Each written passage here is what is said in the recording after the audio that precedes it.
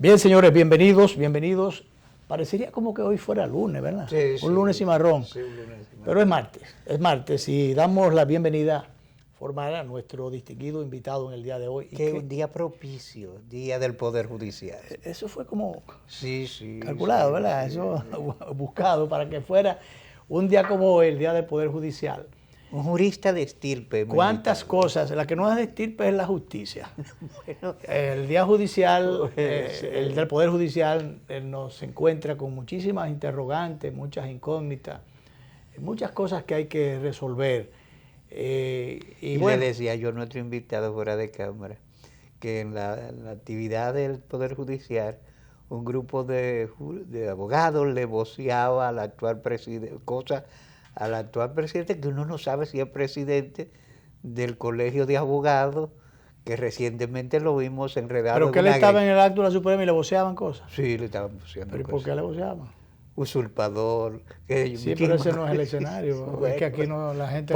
Pero te digo por cómo anda la justicia, si los abogados están engreñados en grescas diversas. Y bueno, y el sábado pasado le dedicamos justamente unas líneas a un tema justamente de la justicia y llamando la atención de el Pleno de la Suprema Corte de Justicia sobre una situación que se da en San Francisco de Macorís, que viene arrastrándose, no sé qué tipo de tratativas, de negocios, de cosas se han venido haciendo o se han estado haciendo en distintos momentos. Yo creo que hay un tufo ahí. Espérate, no es que creo que hay un tufo, es que el mal olor llegó hasta mí a través de personas que tienen que ver con el tronco del sistema judicial de allá. Y entonces, fíjate, allá fue donde ocurrió el escándalo Quirinito. Sí. Para comenzar por el principio, no comenzar al revés. Y así yo comienzo la columna también por ahí. Es un asunto mayor. Es un asunto mayor. En San Cristóbal estuvo gestionándose cómo él conseguía manejar la situación o suavizar la situación, hasta que, bueno, no se logró, porque parece que se ha limpiado un poco la situación de San Cristóbal, que siempre fue difícil. Que era objeto de muchos escándalos. Y bueno, entonces transfirieron el caso a San Francisco de Macorís. Bueno, pues allá el hombre desapareció. Entonces, resulta que hay una serie de normativas que están en el Código de Procedimiento, Código Procesal Penal, y que están además decisiones, sentencias de la Suprema Corte de Justicia. Y esa parte yo no la toqué en la columna, pero hasta una decisión del Tribunal Constitucional. Mira, los jueces de San Francisco de Macorís se pasan eso por donde no da el sol. Y ya tú sabes, si tú te pones de pie y tú sabes por dónde no te da el sol. Entonces, eso es lo que están haciendo. Entonces resulta que, bueno, yo no voy a entrar en muchos detalles sobre ese, porque vamos a la Suprema que le conviene o le compete darle seguimiento al tema. La advertencia está dada, está hecha. Después, regresando de Ocoa, me mandan por WhatsApp la respuesta que da un ciudadano, un fulano, pues no, ni siquiera yo creo que alcance la categoría de ciudadano, un fulano. Bueno, yo no lo conozco, él dice que no me conoce, yo no lo conozco. Entonces, ¿qué pasa? Él estuvo a cargo al frente de la Corte por la parte del Ministerio Público. Estuvo por allí, en un momento lo suspendieron, lo trajeron para acá, y entonces después, yo no sé por qué, o por qué sospechaba él, que entonces renunció. Entonces ahora se ha dedicado, como abogado, que es primero que juez, que Ministerio Público, al ejercicio. Pero está bien, eso es normal. Sí. Ahora bien, el asunto es que si esto va dirigido, el trabajo que yo escribí, va dirigido a los jueces. No menciona abogados, ni menciona ex del Ministerio Público. Porque este ciudadano que no es juez se siente aludido. Mira, las situaciones que se han estado dando allá, en San Francisco de Macorís, porque generalmente hay asociaciones en todas las cosas para delinquir, para no cumplir la ley, para burlarse de la ley, para burlarse del país, para burlarse de la institucionalidad. Se dan en esas complicidades participación de distintos actores. Yo no sé si este fulano, qué sé yo, tuvo que ver en alguna de esas cosas. Porque primero, es un hombre suspendido. Un hombre suspendido que por lo que fuera no tiene derecho a la palabra. En este caso, si se está hablando de una situación de mal funcionamiento de la justicia y de violación. Se pregunta él en un trabajo que escribe en el Jaya, pero a mí me llegó el asunto. Me llegó que él no sabe quién es Encarnación Pimentel, no sabe si es abogado. Da pena que entro en una serie de inexactitudes y que da pena porque puedo desinformar, porque estoy escribiendo en el periódico de mayor circulación. Entonces, en ese periódico de mayor circulación, yo tengo más de 20 años escribiendo, de los 40 y pico que tengo escribiendo. Y escribiste en otro de muchísimas. Entonces, yo no digo que él tiene derecho a conocerme, pero caramba, entonces usted no lee nada. Usted no lee periódico ni siquiera. Usted no lee periódico, porque no me conozca, pero por lo menos léame. Claro. ¿Verdad? Entonces, bueno, y usted me leyó. Sí. Entonces debe alguna referencia. Incluso estuvo hablando hasta de que no sabe si encargo. No, espérese. Las cosas a los presos que sacan y a las sentencias a veces mal dadas o decisiones mal dadas, muchas de esas cosas sí son por encargo. Yo no me encargo ni yo mismo. Por favor. Después que usted tiene hijos y después que usted tiene nietos, si usted se respeta, usted lo menos que tiene que ser es serio y responsable con las cosas. Así es. Y aquí hay mucha gente que no se respeta. Y justamente a esos que no se respetan es que le caemos atrás desde nuestros medios. Y otros le caen atrás. A los que no se respetan, a los que entran en componendas, en tratativas, en negocios, y hacen que las instituciones no funcionen, sino que sea todo lo contrario. De manera que yo lo voy a dejar ahí, pero un fulano, en definitiva, es que escribe. Yo lo que sé es que si nos ponemos, entonces nos subatamos, ¿quién? En el aspecto de la credibilidad. No hay problema en ese caso. ¿Para dónde podría inclinarse la balanza? A mí no me han suspendido nunca de nada, en ningún sitio, de nada.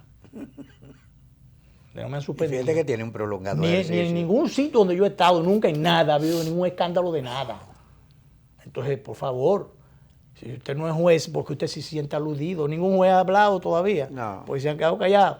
Entonces, además, eso yo no entro en confrontación con nadie. Yo escribo como los caballos de coche con anteojera y fuerte. La anteojera para no mirar para los lados, sino mirar tubular, todo el tiempo hacia adelante.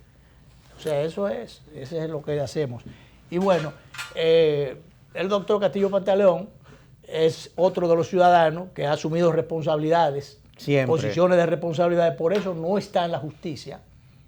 Estuvo ex juez, sí, no es juez y no está más alto donde están los otros jueces, porque sencillamente la gente seria no puede estar en las instituciones, porque las instituciones no sirven. Y que algo asuntos que van a sentar referencia en los anales judiciales. Claro, entonces yo quiero ya darle la bienvenida formal a él para no cogernos nosotros, porque el programa no es de nosotros, el programa debe lucirse del invitado. Pero quería decir esas cosas. A propósito del Poder Judicial, lo invitamos a él, que ya vi en un noticiario en el día de ayer que él tiene su valoración sobre los antivalores de la justicia. Sí. Doctor, el escenario ahora, a partir de ahora, es todo suyo. Primero, gracias por la invitación, Encarnación, Clima. Siempre. Ustedes saben que tienen en mis afectos un lugar muy especial. Eso es recíproco, doctor. Y por eso le invitamos un día como hoy, justamente. Y tu artículo al que haces referencia en el periódico Listín Diario lo leí, obviamente por interés profesional. Y sí había escuchado, yo no tengo casos ahora mismo en ese departamento judicial, pero sí había escuchado porque si un abogado que va a los tribunales, obviamente a veces uno tiene que llevarle cosas a abogados del interior, sí, a veces tiene uno que mandar cosas al interior, y entonces obviamente uno termina enterándose de muchas de esas prácticas cuestionables y de esas situaciones inverosímiles que se están dando en jurisdicciones del interior. Y algunas de las cosas que tú mencionaste ahí, sí yo las sabía, o sea, por referencias. Claro. Y por lo tanto tengo que reconocer públicamente que tus aciertos. Claro. Algunas cosas me resultaron chocantes porque no las conocía. Claro. Pero otras sí, sí, pero eso es viejo, eso es viejo. Sí. Claro, situaciones viejas. Atención. Eso sale del concón, sale de ahí. Y en algunos casos son secretos a voces. Exacto. Porque ¿qué es lo que pasa con las funciones públicas? Que a veces quienes las ejercen llegan a un nivel tal de desvergüenza que ellos se imaginan que nadie se entera de lo que ellos hacen. Es una especie de autosugestión. Es como el avestruz que oculta la cabeza en un hoyo y cree que nadie les está viendo el cuerpo porque ellos no están mirando nada. Mira, no se ve nada. A mí no me está mirando lo que estoy haciendo. Hombre, si tienes el cuerpo entero afuera, todo el mundo te está viendo. Nada más metiste la cabeza. Claro, entonces en esa autosugestión, y es igual también que en funciones no exclusivamente jurisdiccionales, gente que va y no actúa bien y pretende presumir de una honorabilidad que nadie les reconoce, pero ellos dicen, yo soy un hombre serio. Sí. Hombre, no es que tú lo digas. Espere que otro lo diga y lo reconozca. Es que es una cosa que se refleja de tu actuación cotidiana. Ese es uno de los términos que yo nunca en mi vida he usado. Sí. Yo no sé lo que yo soy. Ahora, yo nunca he dicho que yo soy serio. Bueno, porque yo actúo. La estela de actuación es lo que determina si... Igual también hay gente que llega a las posiciones públicas, judiciales entre ellas, y entiende que la designación implica nombradía, es decir, como que eso te eleva a un estatus de consideraciones. De hecho, el tratamiento de honorable, que es meramente protocolar, tiene que ver con honor, y hay jueces a los cuales, yo personalmente no utilizo el término honorable, magistrado, porque la honorabilidad es una cuestión, aunque es un tratamiento protocolar, tradicional, consuetudinario, lo cierto es que la honorabilidad es una cosa... Eso hay que ganárselo. Eso hay que ganárselo. Y de su sentencia usted sabrá si el juez ha actuado apegado. Eso me recuerda, doctor. Voten honorable, voten honorable. Lo mismo que había honorabilidad en ese salón. Sí, bueno, a veces... Con las excepciones naturales. Sí, que a veces uno se preguntaba si el mazo, el mallete, no podía tener mejor uso en una cocina, por ejemplo, majando frito o algo así. Porque, o más alcance para alcanzar la cabeza de alguien que la tuviera desamueblada. A veces tiene que darse el propio y después tiene que darle a otro. Exacto. Sí, bueno, pero fuera ya de la broma, primero iniciando este año y en el Día del Poder Judicial. Y en el Día del Poder Judicial, obviamente la reflexión se impone.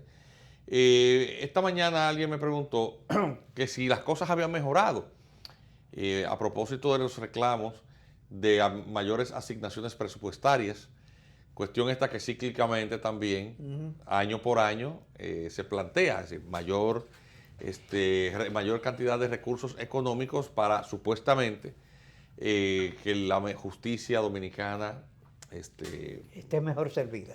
Correcto. Entonces yo le decía a la persona que me hizo la pregunta, ¿usted sabe si el presupuesto del Poder Judicial ahora es mayor o menor que hace 25 años? Entonces me dice la persona, no, ahora es mayor. Digo, y para ver si hay una correlación entre la asignación de recursos económicos y la eficiencia, para no medir otras cosas, como por ejemplo la seriedad o la objetividad o la imparcialidad. Números.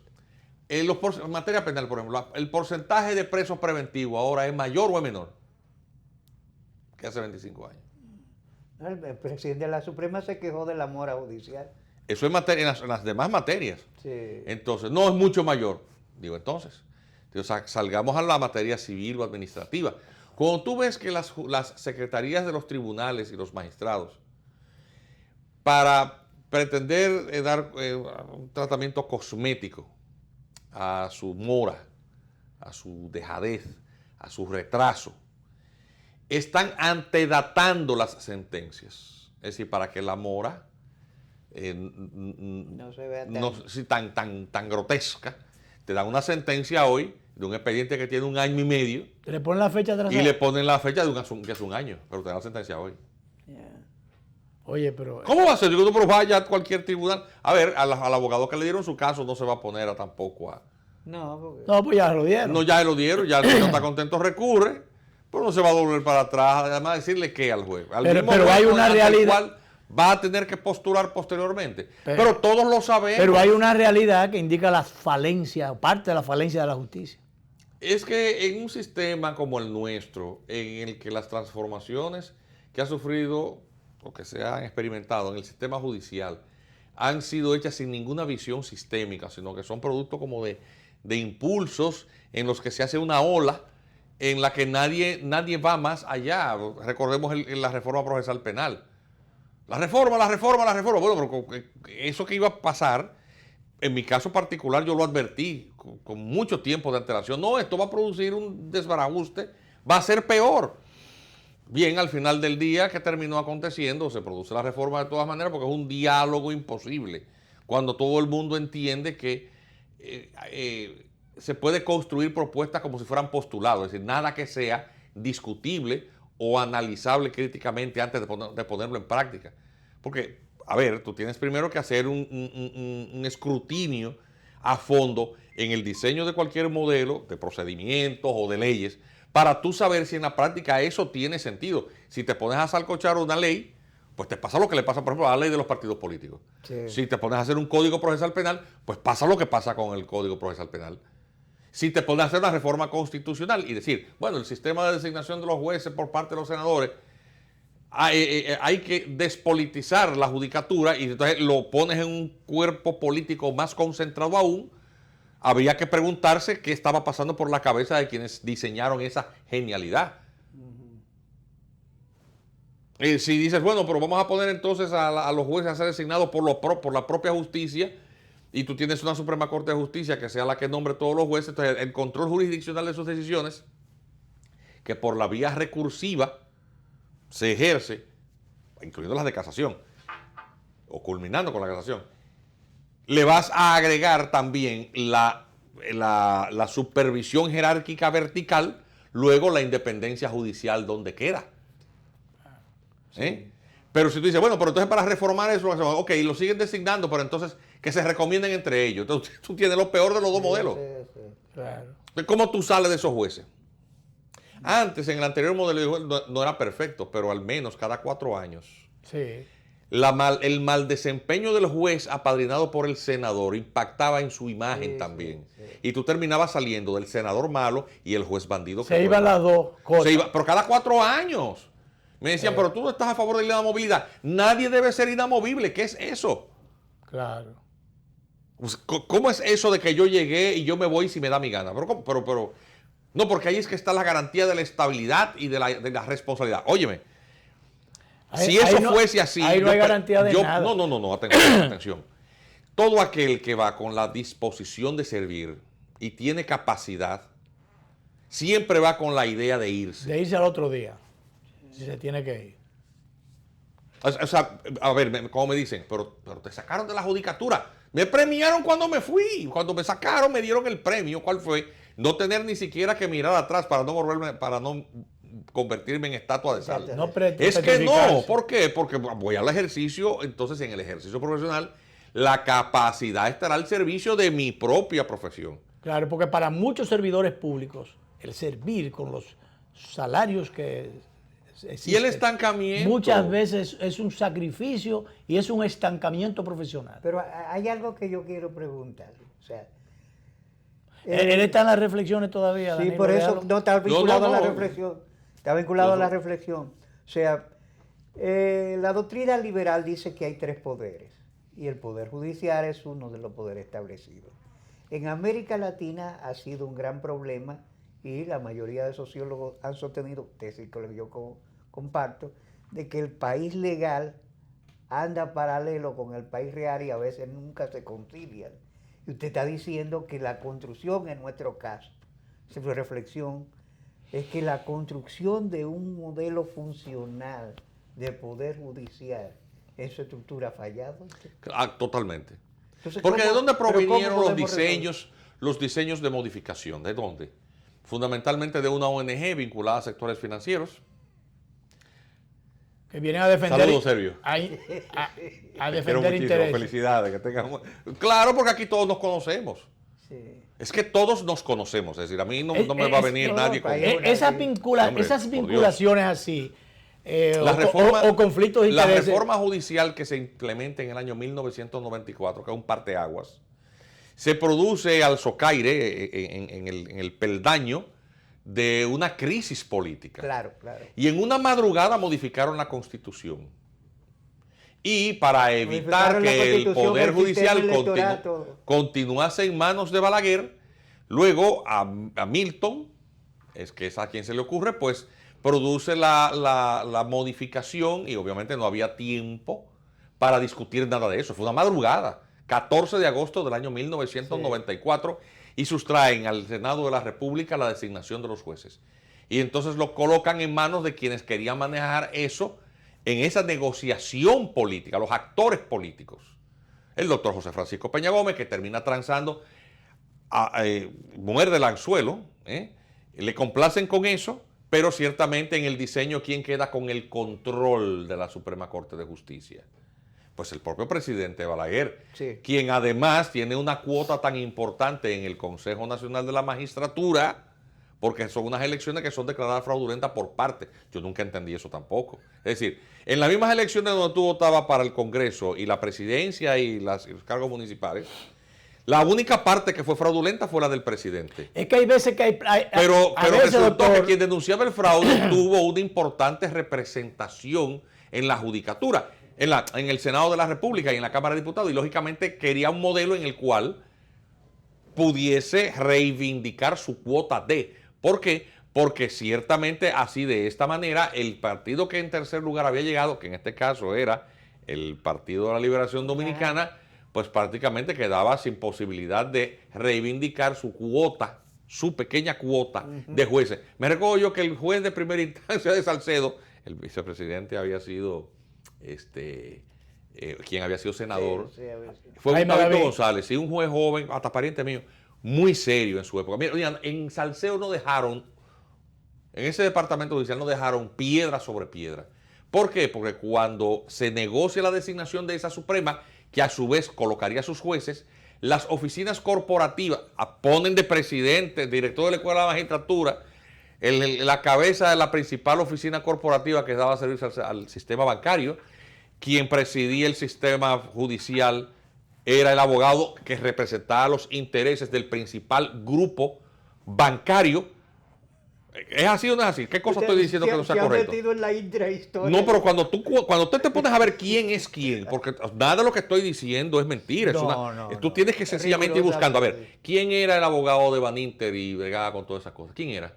¿A quién es que ponen de presidente? ¿Cómo se negocia eso? El cuento de cómo ponen esa Suprema Corte de Justicia, de cómo van donde Balaguer para la designación y todo lo que acontece y no hablemos de esa penosa de presidente de junta. Sí, no, que hubo dos que se metieron en la jipeta de Amable Arista y le pregunté a Amable si eso era verdad. Y la verdad es que da muchísima pena. Cuando fueron a la casa, la que está aquí en la Rafael Augusto Sánchez, donde la sede de las oficinas de Atuay de Camps, que estaban ahí, lógicamente, porque de ahí iban para casa de Balaguer a ungir quienes iban a ser los jueces de la Suprema Corte de Justicia, cuando finalmente los designan en el año 1997. ¿Se recuerdan de eso? Sí. ¿Se recuerdan de eso? Los jueces de la Suprema. Claro, y quien era candidato a ser presidente de la Suprema Corte de Justicia era ¿quién? Bernardo Fernández Pichardo. Que el doctor Castillo que renunció. ¿Ustedes no se recuerdan de eso? Porque le impusieron a otro, porque Leonel cometió vamos a decir, el acto ingenuo. Que fue un testigo de piedra. De piedra, era un solo voto en ese consejo. Ahí eso se lo repartieron entre los PRDistas y los reformistas. Lo que pasa es que algunos de esos muñecos incluso cobraron vida y jugaron luego su propio rol. Cobraron vida. Así es, pero al servicio de qué estaban, de garantizar la impunidad a los banqueros. Doctor, vamos para lograr condenar a 10 años a los jefes de esa gente, tuvieron las legaciones diplomáticas que plantársele enfrente. ¿Ustedes no se acuerdan de eso? ¿Ustedes no se recuerdan lo que hubo que hacer aquí con un recurso de amparo para garantizar que ese banquero cenara Nochebuena su puerco y su pavo? Ustedes no se recuerdan de eso, porque yo tengo una memoria de elefante, yo me recuerdo de todo eso. Esa es la intrahistoria. Y esa intrahistoria es lo que te demuestra qué es lo que tenemos hoy. Es decir, el sistema de justicia, de una cosa como esa, de un proceso de una evolución como esa, tan bastarda. La palabra es horrible. parte de las decisiones. No podemos tener una cosa mejor, por eso tenemos las designaciones que hemos tenido y el sistema judicial que tenemos es el producto de eso, con las mismas falencias. Doctor, en otro contexto. Vamos a hacer la primera pausa, que el tiempo nos quiere hoy jugar una trastada. Y volvemos. Podemos seguir en ese mismo punto. Vamos y volvemos. El doctor Castillo Pantaleón, nuestro invitado de hoy.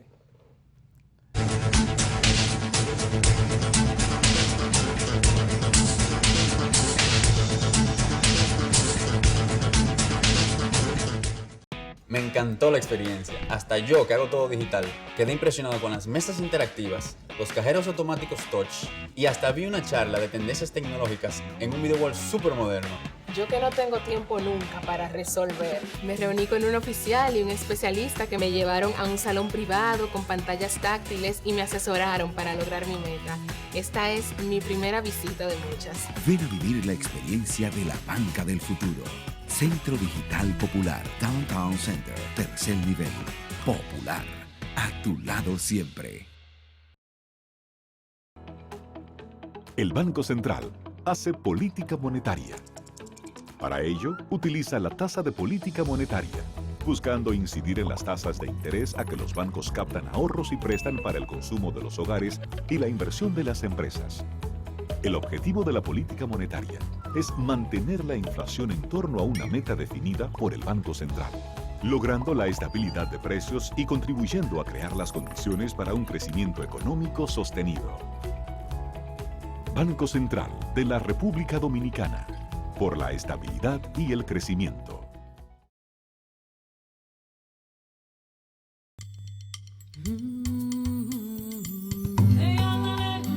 La patria nos llama y eres parte importante de las elecciones 2020 de la República Dominicana. Orgullosos de ser dominicanos, siempre tenemos en alto nuestra identidad y amor por nuestra nacionalidad. Celebremos todos este evento, que es la fiesta por la democracia, reflejando transparencia, respeto, lealtad, deber y derecho al voto. Elecciones 2020. La patria nos llama. Junta Central Electoral. Gente, sumando esfuerzos buscando unidad.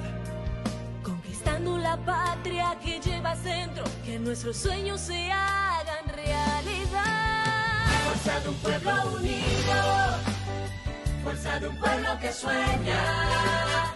Somos el pueblo que va adelante, somos la fuerza en todas partes. Promoviendo el progreso con él, avanzamos juntos con él. La fuerza del pueblo ha decidido el regreso de Leonel.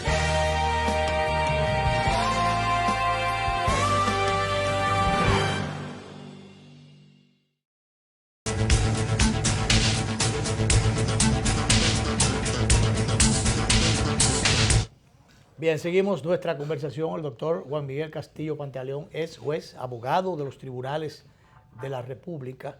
Está con nosotros a propósito del Día del Poder Judicial. Pasando balance. Y externando reflexiones y haciendo referencia a una intrahistoria que aquí no se ha escrito, pero que el doctor Castillo Pantaleón se la conoce al dedillo. Y con sus consecuencias y causas. Sí, no, pero para decirte, hubo una publicación que se hizo en el año 1997, fueron los primeros 7 años, 2002, que tiene una serie de ensayos, haciendo radiografía a esos primeros 7 años de esa gestión, con un ensayo del doctor Jotin Curi, otro de Manuel Vergés, hijo, otro del doctor Ramón Tapia Espinal, otro de Mario Riz Vittorio, otro de quien les habla. Es una publicación que se llama La Justicia Dominicana 1997. Lo voy a buscar. Sí, es un libro que se agotó muy rápido. Y toda esta intrahistoria está relatada ahí, obviamente. O sea, las personas que mencionó como autores. Claro, no, y además, por un detalle, también es en ese esfuerzo de que eso quedara recogido, se publicaron las actas de la Asamblea Constituyente de la madrugada del 14 de agosto del año 1994, para que quedara documentado lo que había sido ese proceso, como digo, bastardo. Por si usted se le había olvidado, recordemos que la reforma constitucional del año 1994, después de ser al vapor aprobada, la Gaceta Oficial fue adulterada. Y el anterior artículo 107 de la Constitución, que decía el término de todos los funcionarios electivos, coma, incluyendo los jueces, coma, es de 4 años. Sí. ¿Todos se recuerdan de eso? Y incluyendo los jueces, lo borraron. Y en las actas de la Asamblea, lo cierto es que eso se sometió a votación, si debían o no. Ya no estaba impresa la Gaceta, ya no se había puesto. Se alteró la Gaceta Oficial para eso, y en nombre de la interpretación de la palabra inamovilidad, la Suprema Corte de Justicia se declaró a sí mismo vitalicia. Ustedes no se recuerdan de eso. Que ese fue un debate bastante... Y obviamente quienes resultaban, los sectores que estaban directamente beneficiados de eso, y porque lo patrocinaron, inmediatamente pasaron a esta interpretación aberrante de lo que es el concepto de inamovilidad. La inamovilidad es sencillamente que por el periodo o término en el que ha sido designado un funcionario a término, pues no puede ser sustituido. Salvo que una comisión flagrante. Sí, pero lo que te quiero decir es, pero siempre a término, porque la vitalicidad es una de las peores lacras, una de las peores lacras que puede acompañar cualquier diseño. Cuando una persona sabe que de ese cargo no lo mueve nadie, o que resulta muy difícil. Es capaz de cualquier cosa. No, es que el menor de todos los males que prohija es la dejadez. Claro. Porque si te van a pagar lo mismo por ser eficiente como por ser ineficiente, pues no trabajas y cobras igual, no te pueden cambiar si no quieres. Claro. Pero hay algo que a mí me llama es que eso no funciona. Esto de la vitalicidad. Por ejemplo, yo le recomendaba durante años, cuando tenía la posibilidad a mis estudiantes, que leyeran la parte del trabajo de Tocqueville sobre el sistema judicial norteamericano, que es una verdadera telaraña que ha funcionado en 200 y tantos años.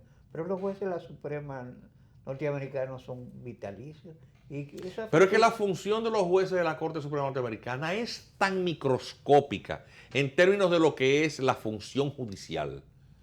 Es decir, tú ves el espectro de las atribuciones jurisdiccionales del sistema de justicia. Es casi doctrinaria. Que es tan microscópica, obviamente, de gran trascendencia. Pero eso no tiene nada que ver con la utilización de la función judicial en el día a día en la vida de un país. Que es diferente a nuestro. Atención, sí, porque ellos tienen un modelo distinto. Pero lo que quiero decir es que estas materias altamente especializadas, si se quiere, filosóficas, son algo que no tienen nada que ver con el día a día, con lo cotidiano del ejercicio. Es con el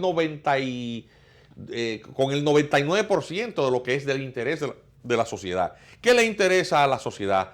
Que en materia civil los procesos sean rápidos y exista seguridad jurídica. Que el proceso, por lo tanto, sea fluido.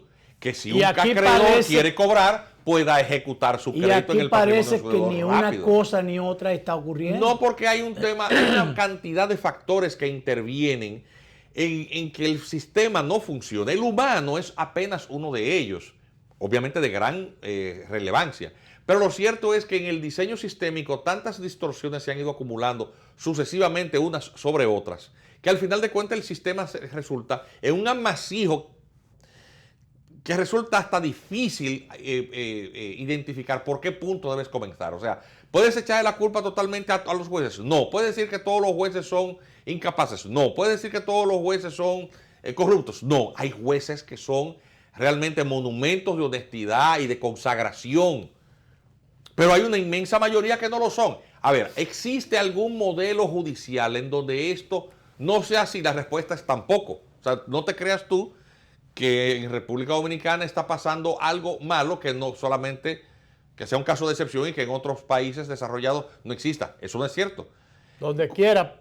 Óyeme, tú solamente tienes que ver cómo funciona el sistema de justicia en los Estados Unidos y ver de qué están llenos las cárceles para tú entender lo que es la negación de justicia en la primera potencia del mundo. Claro. Te vas a Francia y tú tienes un problema de desigualdad en el tratamiento, en el donde pues los más desafortunados son los que reciben con mayor severidad la ley y la aplicación de la ley. Es decir, esas distorsiones existen. Ahora, ¿hasta qué punto tú puedes soportar un nivel de disfuncionalidad que te permita decir que hay más o menos seguridad jurídica? Bueno, pues en un cierto porcentaje. Pero cuando este se rebasa o se rebosa, pues obviamente ahí tú dices, pues en este país no hay justicia. Peor aún, tú tienes también que en muchos escenarios segmentar la responsabilidad de la justicia, por ejemplo, en el aspecto represivo, y caer en el plano del Ministerio Público, que es un actor principalísimo, cuyo rol fue, en materia de infracciones de acción pública, exclusivizado con las reformas procesales penales tan desafortunadas que implementamos. Es decir, tú tienes un nivel de politización en infracciones de interés público, por ejemplo, las referentes a todo lo que es criminalidad económica del gobierno, o de casos importantes por los intereses que envuelven materia civil y comercial. El caso del narcotráfico, el caso del lavado. Y entonces tú tienes ahí, cuando tú tienes un expediente mal instrumentado a propósito, para que se caiga. El juez puede ser lo más serio posible, pero él está atado de manos. Claro. ¿Entiendes lo que te quiero decir? Entonces, le vas a echar la culpa a los jueces porque él es el que da la sentencia de descargo. Pero el juez dice, pero es que me han puesto esto así. Claro. Tú tienes, amplía un poco más, tú tienes ciertas aspectos de la seguridad pública para determinado tipo de criminalidad crapulosa, narcóticos, por ejemplo. Y las entidades que han sido creadas, especializadas para luchar contra esos fenómenos criminosos, convertidas en los principales propiciadores del fenómeno criminoso. Han sido fuentes de escándalo a cada rato. ¿Lo son? Aquí no hay tráfico. Aquí la principal es una entidad del Estado, la principal responsable del tráfico de drogas nacional y otra del internacional. O lo sabe todo el mundo. Sí. Tanto que podría decirse que la República Dominicana es actualmente un narcoestado.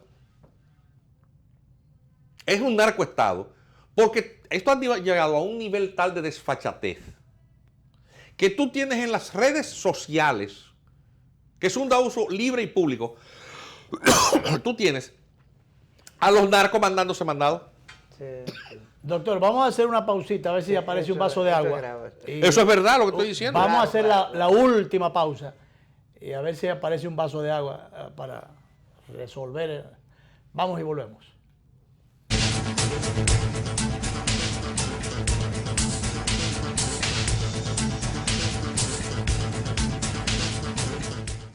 Impresionante. Yo siempre hacía todo en la sucursal tradicional y en esta aprendí que puedo hacer muchas cosas desde mi casa. Incluso me invitaron a una charla de finanzas con propósito para aprender a manejarme financieramente. Soy un duro ya. Solo usaba Telebanco para consultas, pero hoy aprendí a pagarlo todo usando el app y te pago. En una mesa con diferentes celulares, tabletas, ¡una maravilla! Ven a vivir la experiencia de la banca del futuro. Centro Digital Popular, Downtown Center, tercer nivel. Popular, a tu lado siempre. Sabor a casa y a mis recuerdos, a tradiciones y colores de mi pueblo. El mismo aroma de todo el tiempo, el sabor que inspira y a mí me enamora. El sabor de mi pueblo ese que siempre llevo dentro junto a todos mis recuerdos, porque la buena amistad sabe a café. El aroma que inspira, el sabor de todo un pueblo que despierta con aroma, que inspira y enamora. El sabor de todo un pueblo que despierta con aroma, que inspira y enamora como el mejor café. Café Santo Domingo, sabor que empieza en el aroma. Tu café de siempre.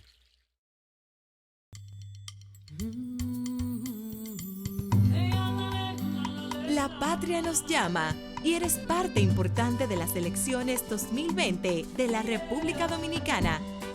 Orgullosos de ser dominicanos, siempre tenemos en alto nuestra identidad y amor por nuestra nacionalidad. Celebremos todos este evento, que es la fiesta por la democracia, reflejando transparencia, respeto, lealtad, deber y derecho al voto. Elecciones 2020. La patria nos llama. Junta Central Electoral. ¿Qué harías si te ganas $1.000.000? $1.000.000. Banreservas premia tus ahorros todas las semanas y te hace millonario. Por cada $500 o su equivalente en dólares que incrementes en el balance promedio de tu cuenta de ahorros Banreservas, generas un boleto electrónico para ganar premios de $100,000 semanales y un premio final de $1.000.000. Banreservas, el banco de los dominicanos. Gente, sumando esfuerzos buscando unidad. Conquistando la patria que llevas dentro, que nuestros sueños se hagan realidad. Fuerza de un pueblo unido, fuerza de un pueblo que sueña. Somos el pueblo que va adelante, somos la fuerza en todas partes. Promoviendo el progreso con él, avanzamos juntos con él. La fuerza del pueblo ha decidido el regreso de Leonel.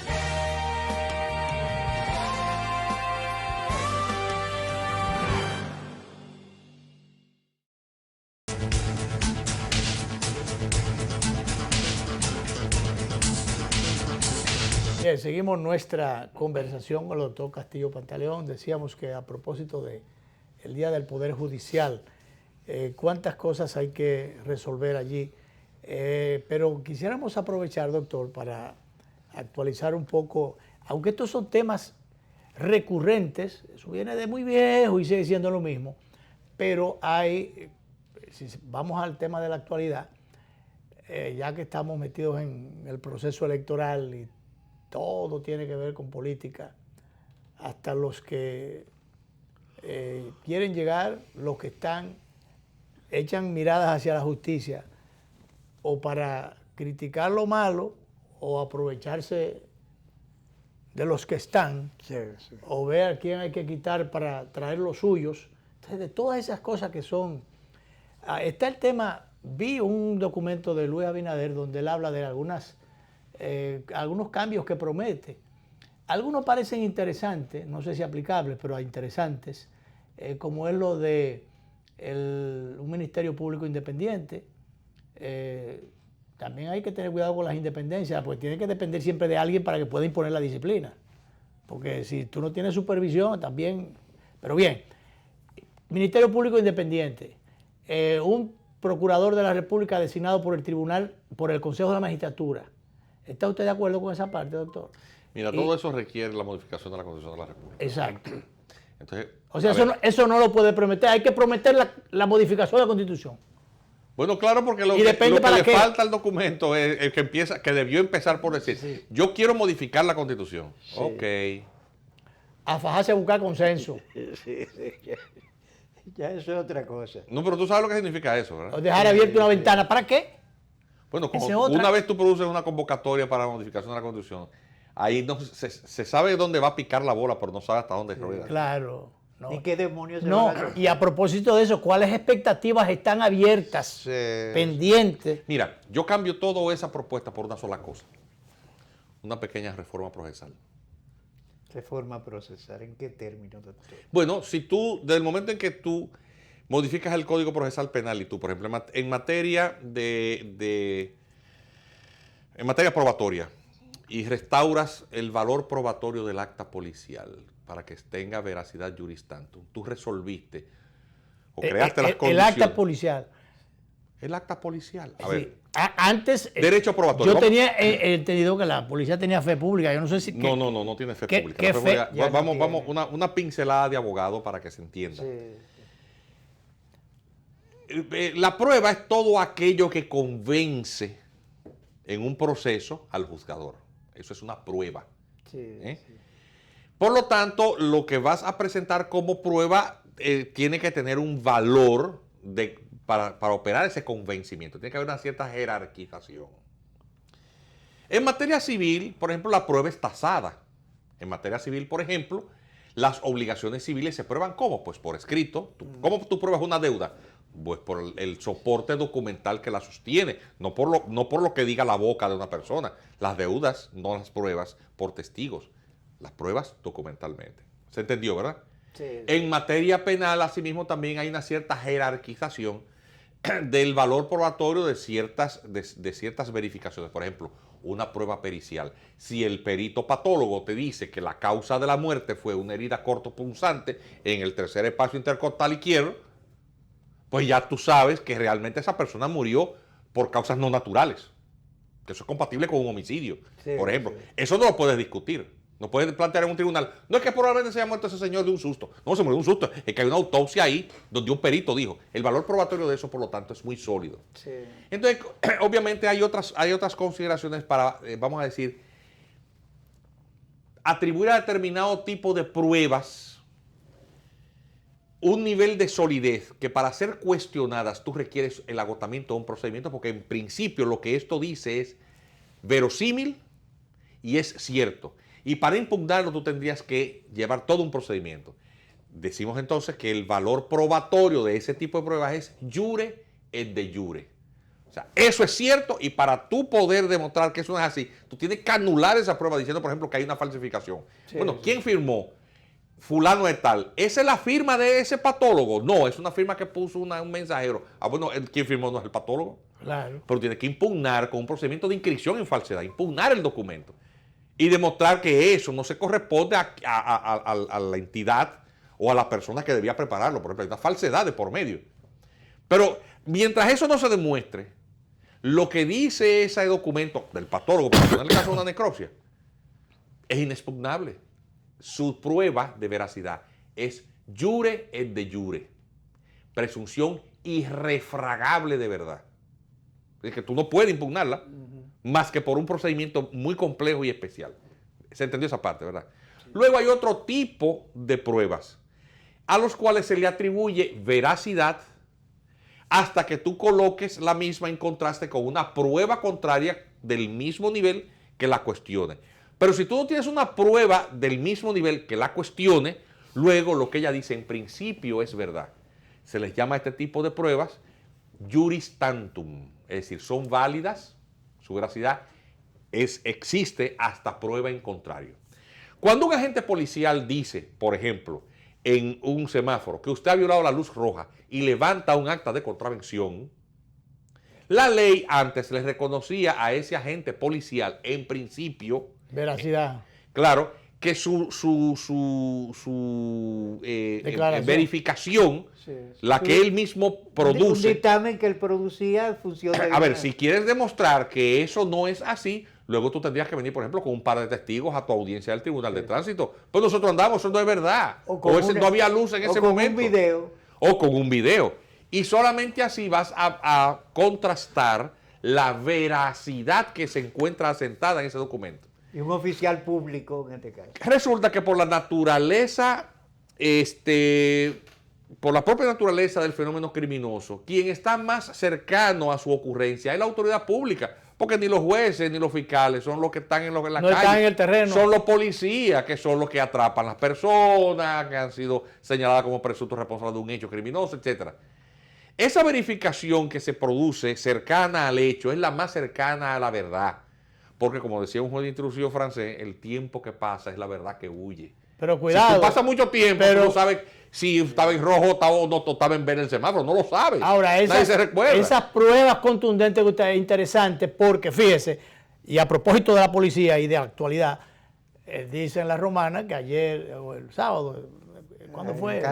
Un caso de un intercambio de disparos, pero aparece que los muchachos están esposados. Sí, que estaban esposados por el muchacho. ¿Y cómo hubo un intercambio con muchachos esposados? Eran dos delincuentes de alto calado, pero no entonces, ¿qué debieron ocurre? morir Gran así. parte de los fenómenos de delincuencia común, si tú los detectas y procedes en relación con sus responsables rápido, esos usualmente pequeños hechos son la antesala de otros más graves posteriores. Es decir, usualmente el muchacho que está en necesidad de urgencia económica para satisfacer un vicio de consumo de droga, por ejemplo, que está en abstinencia, está desesperado, antes de proceder y matar a una persona, solamente se ha robado 2 carteras y ha jalado 3 cadenas. Entonces, si tú a la primera cartera lo puedes someter, tú evitas ese muerto, que en la cadena de hechos criminosos va a ser el peor de los males, en la carrera criminal. Sí. Entonces, ¿qué ocurre?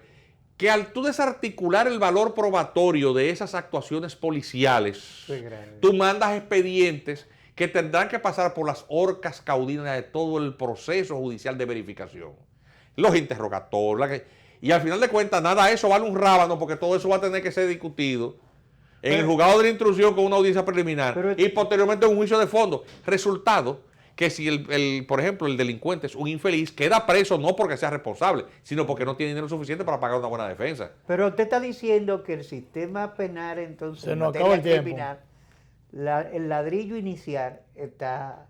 Así es, y eso fue lo que pasó con el Código Procesal Penal.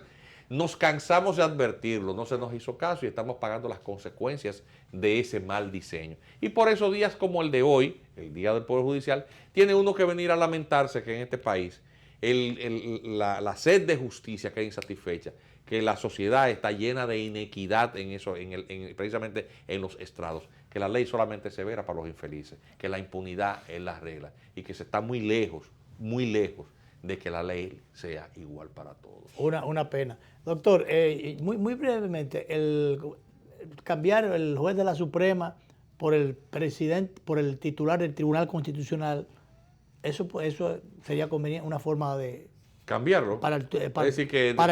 Como parte de miembro del Consejo de la Magistratura. Es decir, que manden al magistrado Milton para la Suprema. No Milton, al presidente del Tribunal Constitucional. Eso constitucionalmente no es posible porque la Suprema Corte de Justicia, la evaluación de desempeño es cada 7 años.